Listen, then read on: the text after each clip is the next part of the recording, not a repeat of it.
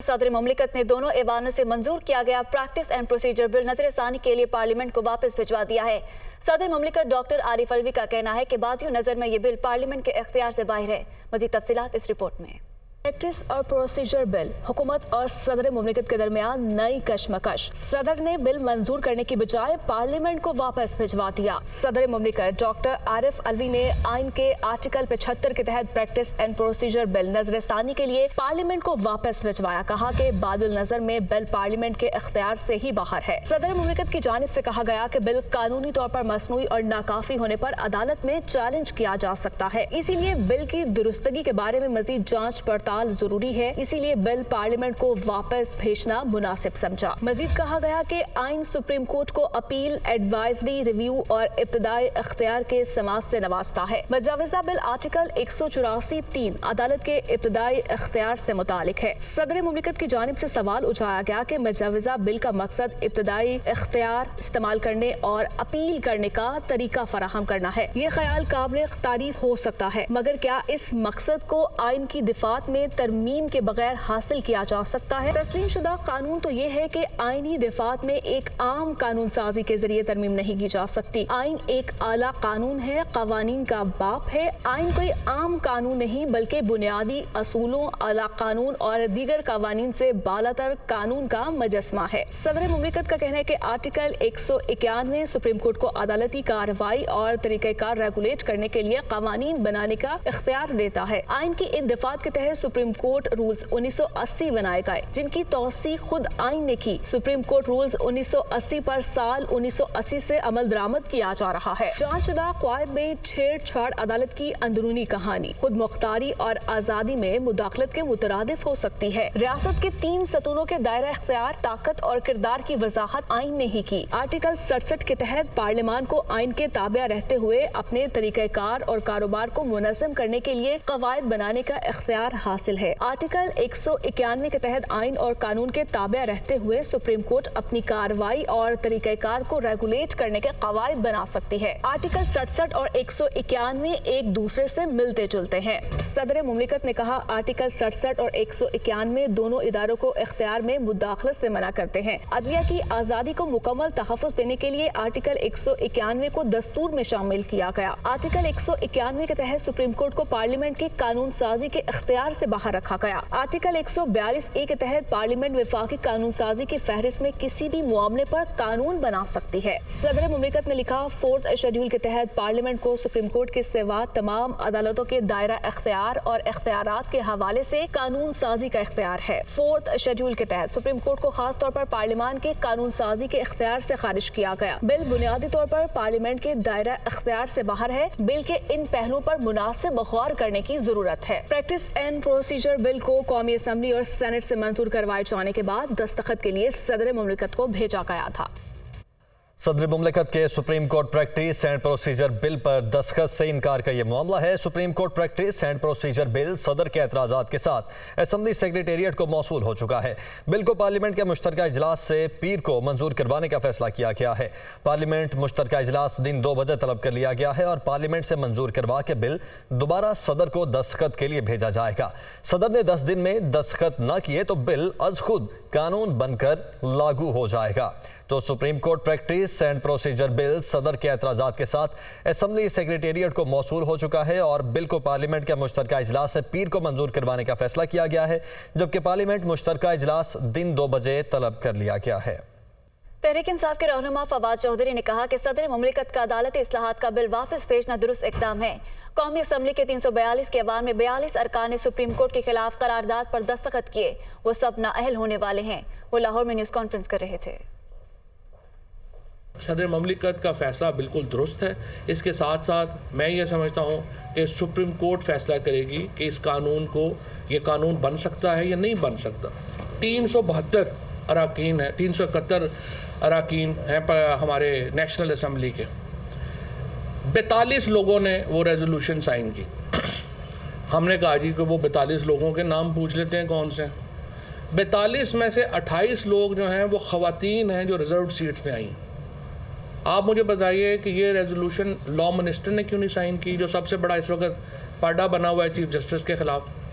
یہ مجھے بتائیں یہ وزیر اعظم شہباز شریف نے کیوں نہیں سائن کی؟ یہ رانا تنویر نے اور یہ جو جاوید لطیف ہے، یہ جو چمچے کڑچے ہیں مین، انہوں نے کیوں نہیں سائن کی؟ خواجہ آصف نے سائن کیوں نہیں کی؟ صرف انہوں نے اپنے بیک بینچرز کو ذبح کرنے کے لیے ان کے دستخط کروا دیا، اور ان 42 لوگوں کا کوئی مستقبل نہیں ہے، وہ سارے ڈسکوالیفائی ہوں گے۔ ہم نے پہلے بھی کہا ہے کہ آپ اپنی معافی مانگ لیں اگلے 12 گھنٹوں میں، ادروائز تو ہمیں ریفرنس کرنا ہے آپ کے خلاف اور آپ نہیں بچ سکیں گے، کیونکہ آرٹیکل 68 بڑا واضح ہے۔ 2 بینچ، 5 بینچ، 6 بینچ، یہ پاکستان کے لوگوں کا مسئلہ نہیں ہے۔ پاکستان کے لوگوں کا مسئلہ یہ ہے کہ 90 دن کے اندر الیکشن ہونے چاہیے، جہاں اسمبلیاں نہیں ہیں وہاں منتخب نمائندے آنے چاہیے۔ سینیٹر شریر رحمان کا کہنا ہے کہ صدر مملکت پارلیمنٹ کو قانون سازی نہ سکھائیں، 3.5 سال تک وہ ایوان کو آرڈیننس فیکٹری کی طرح چلاتے رہے۔ آپ کو بتائیں کہ اپنے بیان میں شریر رحمان کا مزید کہنا تھا کہ صدر عارف الوی نے پارلیمنٹ کے ہر فیصلے کو تحریک انصاف کی نظر سے دیکھا۔ صدر مملکت کہہ رہے ہیں یہ بل پارلیمنٹ کے اختیار سے باہر ہے، اب صدر مملکت پارلیمنٹ کے اختیارات سے کیسے واقف ہو سکتے ہیں؟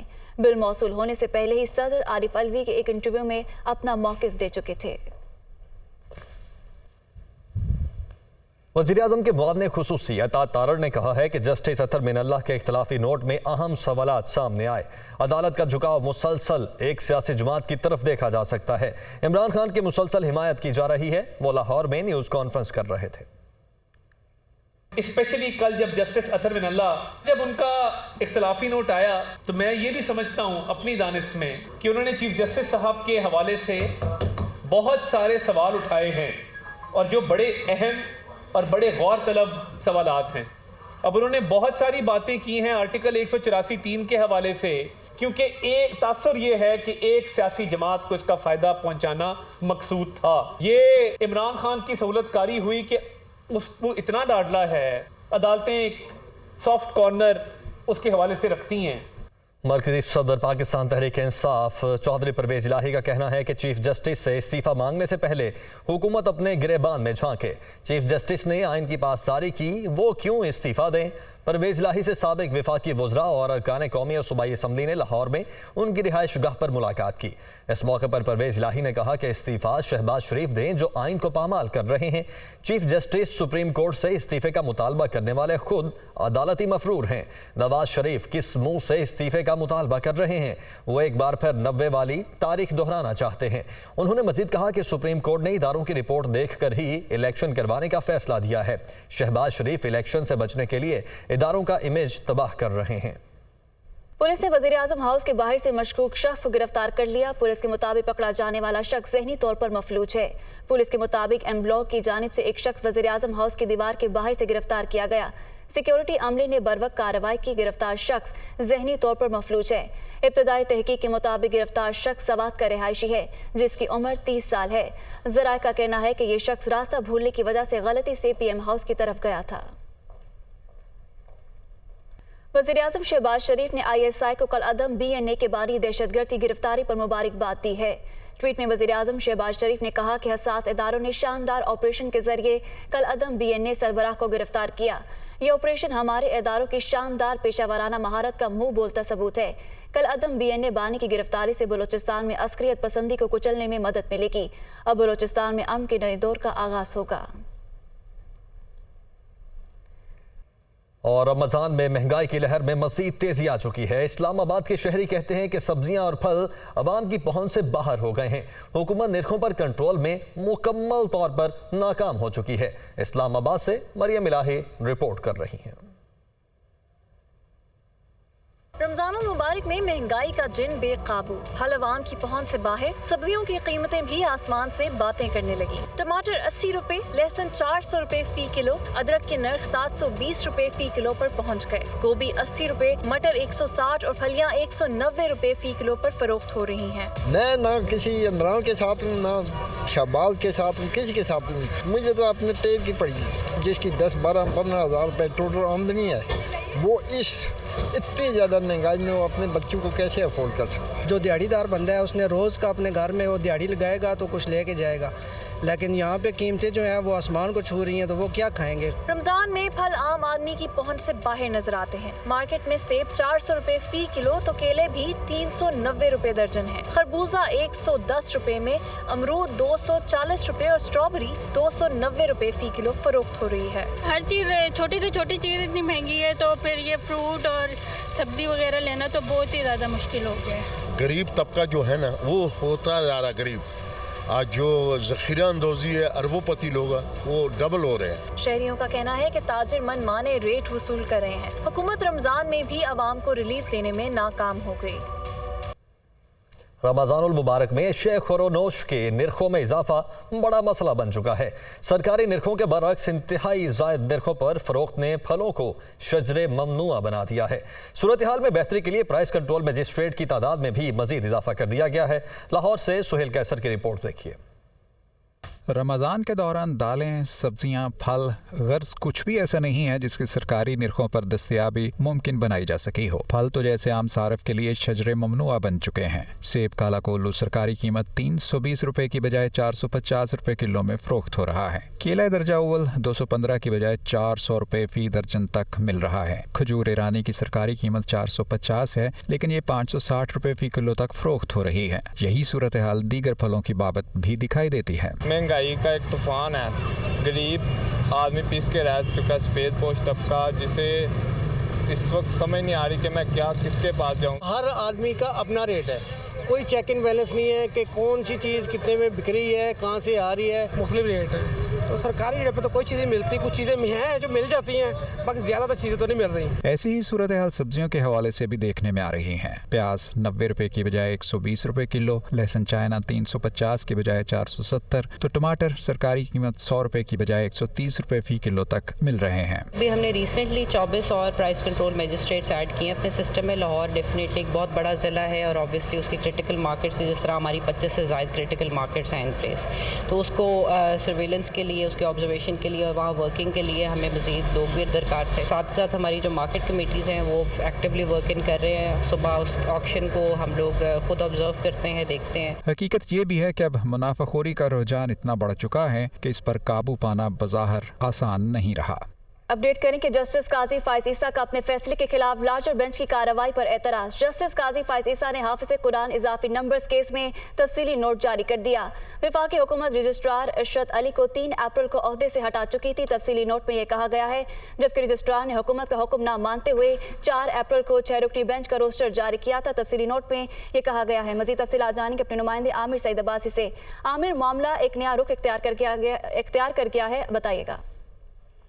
دیکھیے، سپریم کورٹ میں جو ججز میں اختلافات کے باعث مقدمات پر نوٹس اور فیصلے جاری کرنے سے متعلق ایک نیا ڈرامائی موڑ آیا ہے جب جسٹس قاضی فائز عیسیٰ نے سپریم کورٹ کے از خود نوٹس نمبر 4/2022 میں ایک نیا نوٹ جاری کر دیا ہے اور یہ کہا ہے کہ جو 6 رکنی بینچ کی طرف سے جو حافظ قرآن کے اضافی نمبر سے متعلق کیس تھا اس میں جو سپریم کورٹ نے حکم جاری کیا ہے وہ آئین اور قانون کے مطابق نہیں ہے۔ یہ جسٹس قاضی فائز عیسیٰ نے کہا ہے۔ اس میں انہوں نے تفصیلی جو یہ فیصلہ ہے نوٹ سے جاری کیا ہے اور اس 9 صفحات پر مشتمل اضافی نوٹ میں اور تفصیلی نوٹ میں انہوں نے رجسٹرار جو سپریم کورٹ ہیں عشرت علی ان کے بارے میں لکھا کہ وفاقی حکومت انہیں 3 اپریل کو عہدے سے ہٹا چکی تھی تو 4 اپریل کو ان کی طرف سے جو نیا 6 رکنی بینچ تشکیل دینے کا روسٹر جاری کیا گیا وہ خلاف قانون تھا اور اس کی کوئی قانونی حیثیت نہیں تھی۔ اس کے بعد جو رجسٹرار نے 29 مارچ کے فیصلے پر جو غیر قانونی سرکولر جاری کیا یہ بھی نوٹ میں لکھا جسٹس قاضی فائز عیسیٰ نے اور یہ کہا کہ غیر قانونی سرکولر کا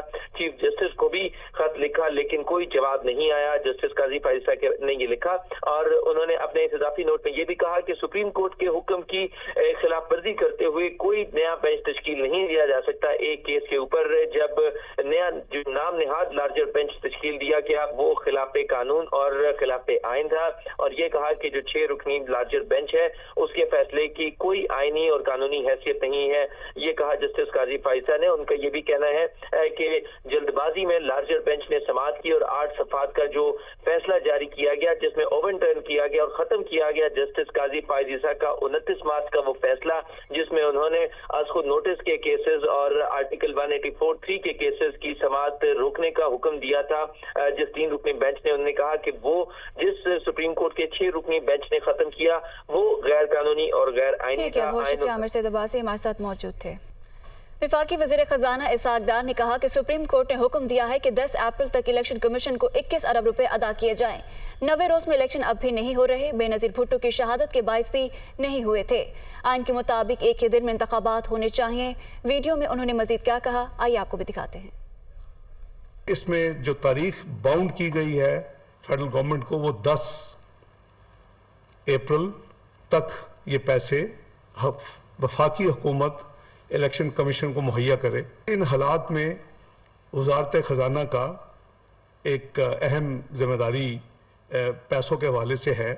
ان حالات میں وزیر اعظم کی ہدایت پر میں نے اپنا جو دورہ تھا اس کو میں نے ذاتی طور پہ جو فزیکل جانا تھا اس کو ڈراپ کیا ہے. جہاں میری ضرورت ہے وہ ہم ورچوئل میٹنگز کے ذریعے میں اسلام آباد سے جوائن کر رہا ہوں. کوئی کہہ رہا ہے کہ جی مجھے IMF نے منع کر دیا جانے سے. IMF مجھے منع نہیں کر سکتا جانے سے.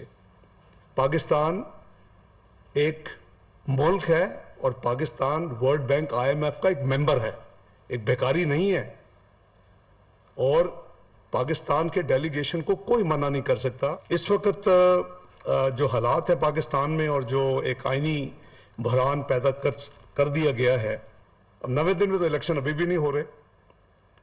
بے نظیر بھٹو کا شہادت ہوئی تو نہیں ہوا, فلڈ ظاہر نہیں ہوا, ارتھ کوئی کو نہیں ہوا. ابھی بھی جب ابھی جو ڈیٹ ہے اگر اس پہ بھی ہوں گے تو 90 دن میں تو نہیں ہوں گے. تو ہم نے یہ شاید قسم کھائی ہے کہ اس ملک کو بحرانوں میں, جہاں ہم آلریڈی معاشی بحرانوں میں بحران میں آلریڈی گزر رہے تھے اور اس کے بعد سیلاب کا ایک کلیمٹی اور ایک آفت پاکستان کے اوپر آ گئی, اور ہم پاکستان کو, چونکہ مجھے نہیں معلوم کہ وہ کون سی قوتیں ہیں بیرونی اور اندرونی جو ان کا دن رات ایک ہی کئی مہینوں سے ایک گردان وہ کرتے تھے کہ پاکستان نے ڈیفالٹ کرنا ہے. انشاءاللہ ہم ہر پیمنٹ وقت پہ کریں گے. نیوز بلیٹن سے فی الوقت اتنا ہی. باخبر رہیے اور دیکھتے رہیے دنیا نیوز HD.